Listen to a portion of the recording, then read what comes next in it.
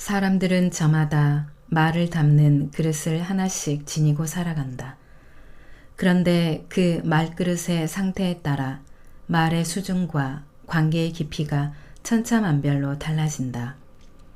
말솜씨에만 집중하는 사람들은 이목을 끌기 위한 말하기를 사용하지만 말그릇이 단단한 사람들은 소통하는 말하기를 사용한다.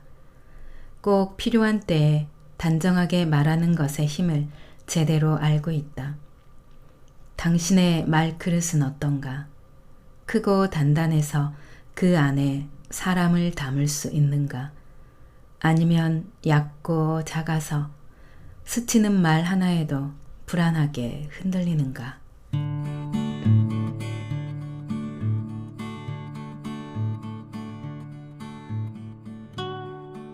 안녕하세요. 여러분의 삶이 눈부시게 빛나길 바라는 루나펄스입니다.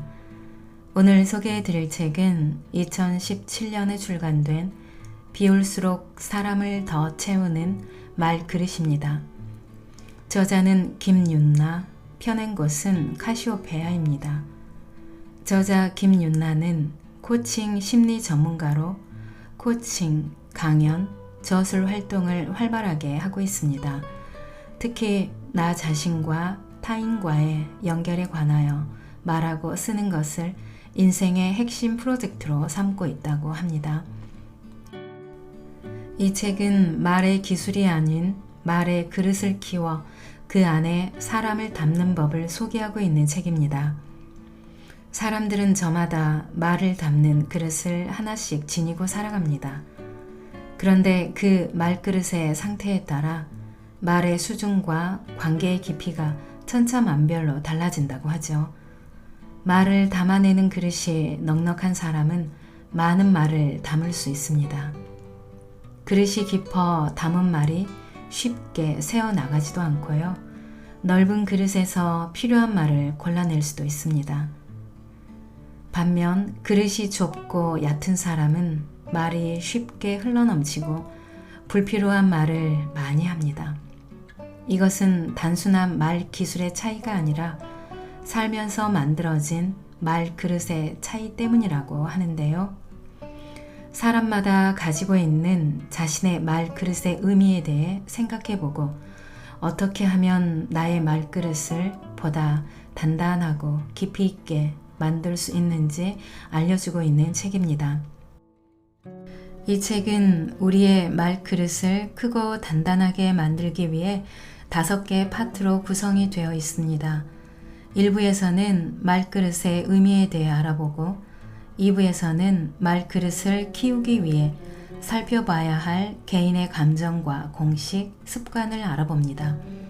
그리고 3부와 4부에서는 말그릇이 큰 사람들이 사용하는 대표적인 대화 기술을 소개하고 있습니다. 그리고 마지막 5부에서는 사람을 이해한다는 것의 의미에 대해 생각해 보게 됩니다.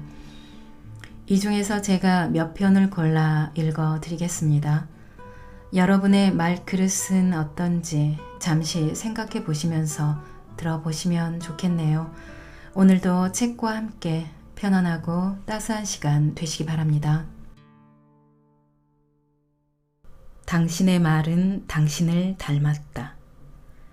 진심으로 충고할게. 너 그렇게 살지 마. 내가 문제라는 것은 알고 있어. 아무리 힘들어도 정신만 차리면 다 이겨낼 수 있는 거야. 그야 머리로는 알고 있지. 아니, 넌 아직도 정신 못 차렸어. 너까지 그렇게 말하면 어떡해? 나니까 이렇게 말하는 거야. 어렵게 고민을 털어놓았는데 친구가 이런 반응을 보인다면 어떨까?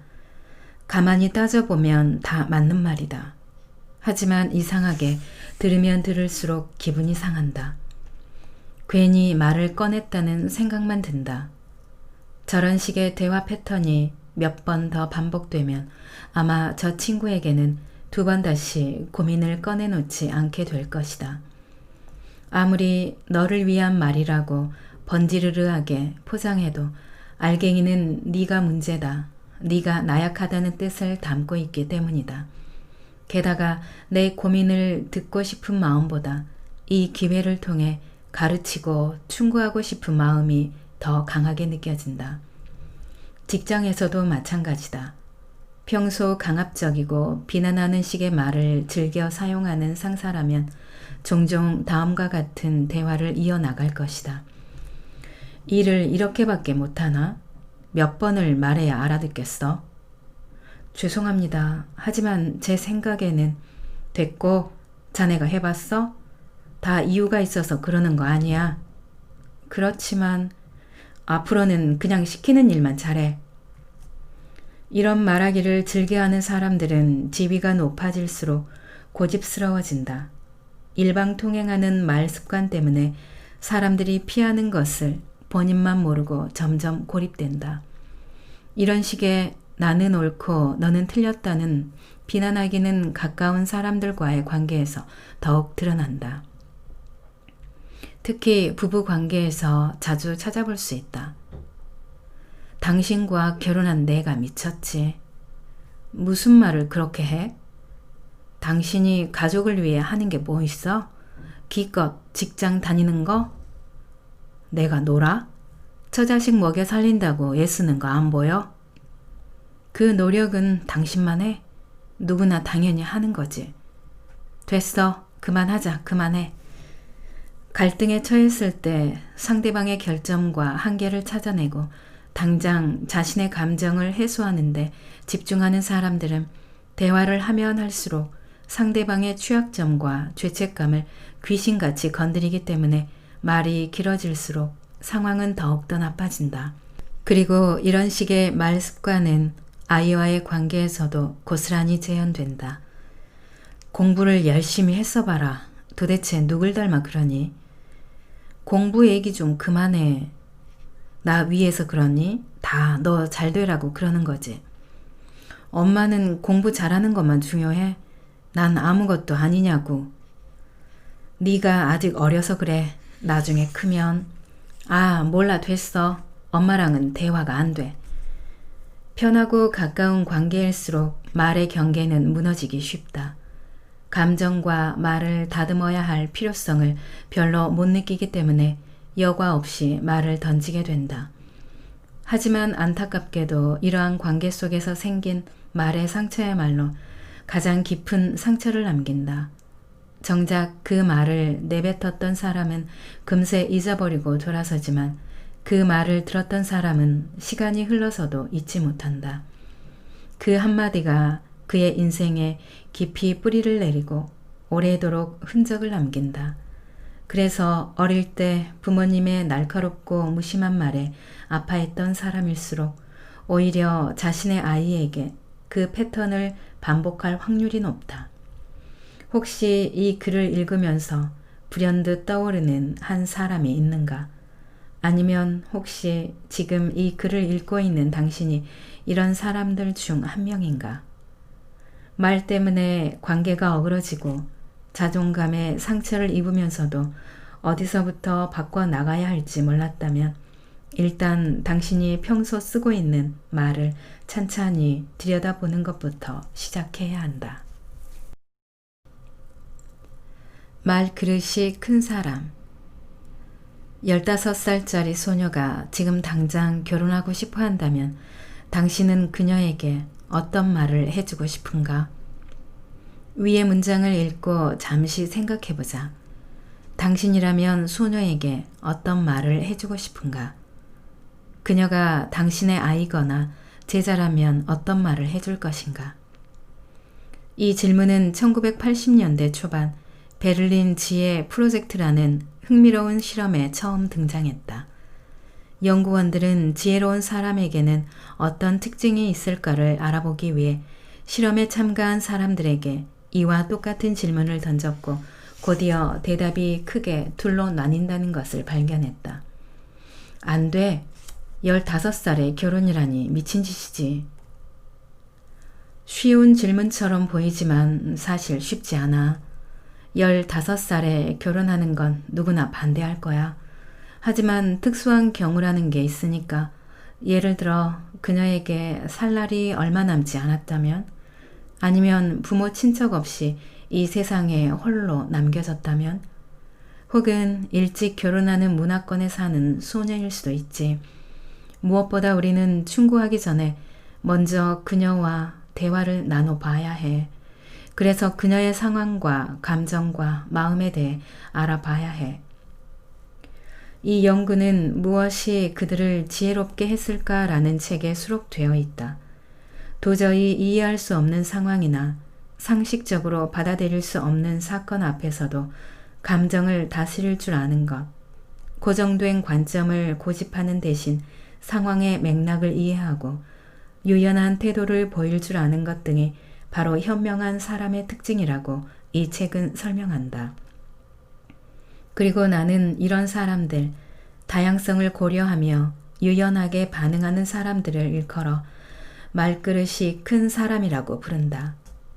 말을 담아내는 그릇이 넉넉한 사람 말이다. 그릇이 좁고 얕은 사람은 생각나는 대로 말하고 싶은 대로 말을 쏟아내지만 그릇이 넓고 깊은 사람은 상황과 사람, 심지어 그 상황과 사람을 바라보는 자신의 입장까지 고려해서 말한다. 이것은 단순한 말 기술의 차이가 아니다. 살면서 만들어진 말그릇의 차이 때문이다. 말은 한 사람의 인격이자 됨됨이라고 한다. 말을 들으면 그 말이 탄생한 곳, 말이 살아온 역사, 말의 나이를 짐작할 수 있다. 말은 한 사람이 갖고 온 내면의 깊이를 드러내기 때문에 말그릇을 키우기 위해서는 먼저 내면이 성장해야 한다. 작은 말그릇과 큰 말그릇. 작은 말그릇은 말을 담을 공간이 없다. 말이 쉽게 흘러넘친다. 불필요한 말을 많이 한다. 큰 말그릇은 많은 말을 담을 수 있다. 담은 말이 쉽게 새어나가지 않는다. 필요한 말을 골라낼 수 있다. 사람은 자신의 품만큼 말을 채운다. 말그릇이 큰 사람들은 공간이 충분해서 다른 사람의 말을 끝까지 듣고 받아들인다. 조급하거나 야박하게 굴지 않아도 되기 때문에 그게 아니라 너는 모르겠지만 내 말 좀 들어봐 하며 상대의 말을 자르고 껴들지 않는다. 오히려 그랬구나. 더 말해봐. 네 생각은 어때? 라고 말하면서 상대방의 입을 더 열게 만든다. 말하기 실력이 부족해서 무조건 듣기만 하는 게 아니다. 그래, 너는 떠들어라 식의 무시하기도 아니다. 사람마다 가지고 있는 다름과 특별함을 이해하고 있기에 말 자체를 평가하거나 상대방의 말하기 실력을 비난하지 않는 것이다. 그리고 그것이 상대방의 불안함을 낮추고 마음을 열게 만든다. 그래서 사람들은 말그릇이 큰 사람과 대화할 때 편안함을 느낀다. 이런 사람들은 말 때문에 쉽게 흔들리지 않는다. 말과 사람을 분리해서 바라볼 수 있기 때문에 상대방이 아무리 날카로운 말로 자신의 마음을 쑤셔대도 그것 때문에 진정한 자신의 모습을 의심하지 않는다. 네가 나를 비난하거나 원망한다고 해서 내가 다른 사람이 되는 것은 아니지. 너는 말로써 내 모습에 상처를 낼 수 없어 라고 생각한다. 말과 진심을 일치시키려고 노력하지만 궁극적으로 말은 수단이지 본질은 아니라는 것을 알고 있다. 그래서 타인의 분노에 휩쓸려 대항하지도 않고 설령 말에 넘어지는 순간이 오더라도 순간의 감정을 조절할 줄 안다. 상대방에게 쉽게 충고하지도 않는다. 감정을 폭발시키는 대신 말보다 더 중요한 것들, 그 말 속에 숨어있는 상대방의 감정과 배경과 메시지를 찾아낸다. 마음속에 채워진 말들이 서로 충돌하지 않고 구역별로 정리가 잘 되어 있기 때문에 작은 일에 바르르 끌어넘치지 않는다. 한번 들어온 말들을 쉽게 흘리지도 않는다. 이건 비밀인데 말이야. 아무한테도 말하지 마. 너만 알고 있어 와 같은 가벼운 약속은 하지 않는다. 말해야 할 것과 하지 말아야 할 것을 제대로 알고 있다. 그러나 분명하게 말해야 할 상황에서는 물러서지 않는다. 정갈하고 정확하게 자신의 메시지를 전달한다. 딱 필요한 순간에 꽉 찬 말이 나온다. 그것은 세련된 말과는 다르다. 기교가 아니라 기세에 가깝다. 약간 촌스러울지 몰라도 결코 경박하지 않고 화려하지 않아도 안정되어 있다. 그러니 자연스레 귀를 기울이게 된다. 끌리는 말이란 바로 이런 것이다. 반대로 말그릇이 작은 사람들은 조급하고 틈이 없어서 다른 사람들의 말을 차분하게 듣질 못한다. 자신이 하고 싶은 말로만 말그릇을 꽉 채운다. 상대방의 말을 가로채고 과장된 말을 사용하고 두루뭉술한 말 속에 의중을 숨긴다. 그래서 화려하고 세련된 말솜씨에 끌렸던 사람들도 대화가 길어질수록 공허함을 느끼며 돌아선다. 특히 말그릇이 작은 사람들은 평가하고 비난하기를 습관처럼 사용한다. 객관적으로 말이야. 다 그렇게 생각해와 같은 말로 자신의 의견을 포장하지만 사실 옳고 그름의 기준을 언제나 자신에게 둔다. 그러면서도 스스로에 대한 평가와 비난은 참아내질 못한다. 몇 자 듣지도 못하고 그만 좀 해. 나도 힘들어. 너 때문에 그런 거야. 와 같은 말로 다시 남 탓을 하면서 책임을 피하려 든다. 상대방의 말에 쉽게 출렁이고 넘치기 때문에 자신의 감정을 보듬어 주지 못할 뿐더러 지레 겁을 먹고 물러나거나 때론 먼저 상처를 준다. 오로지 자신의 감정, 상황, 입장만 설명하고 이해받으려고 한다. 상대방의 말 속에서 본심을 찾으려는 노력은 하질 않는다. 사람을 위해 말하기보다 말을 하기 위해 사람을 불러 모을 뿐이다. 말에 힘이 없으니 힘이 생길 때까지 생떼를 쓴다. 말이 격해지고 감정을 주체하지 못하는 일도 자주 생긴다. 그러니 아무리 좋은 의도로 시작된 대화라고 해도 실제로 마음에 와 닿는 말은 적을 수밖에 없다. 그러면서도 이것을 내가 말주변이 없어서 상대방이 내 마음을 몰라줘서 라고 생각한다. 말그릇이 부족한 거라고는 생각하지 못한다. 나답게 말한다는 것. 말은 언어 그 이상입니다. 그것은 한 사람이 성숙해 나가는 과정이자 삶과 연결되는 방식입니다. 그러니 말을 도구로만 다루지 말고 나 자신으로 대하는 게 중요합니다. 그러기 위해서는 내면을 이해하는 충분한 시간과 약간의 기술이 필요합니다. 이렇게 말하면 사람들은 되묻는다. 왜 내가 먼저 변해야 하나요? 굳이 성숙한 말하기가 필요할까요? 그렇게 말한다고 뭐가 달라지나요? 이런 도전을 받을 때마다 스스로에게도 되묻게 된다.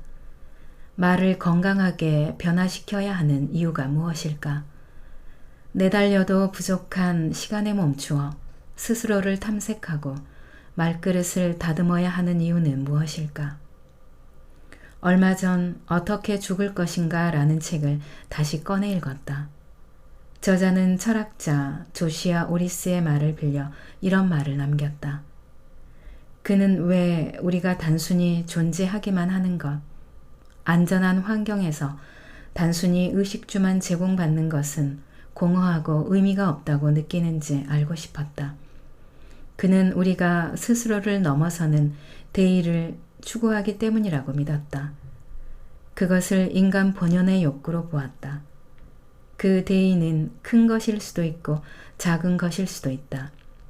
중요한 것은 어떤 대의에 가치를 부여하고 그것을 위해 희생할 만하다고 느낄 때 우리는 자신의 삶에서 의미를 찾게 된다는 점이다. 로이스 교수는 자신을 넘어선 대의를 위해 헌신하는 것을 충성심이라고 얘기했다.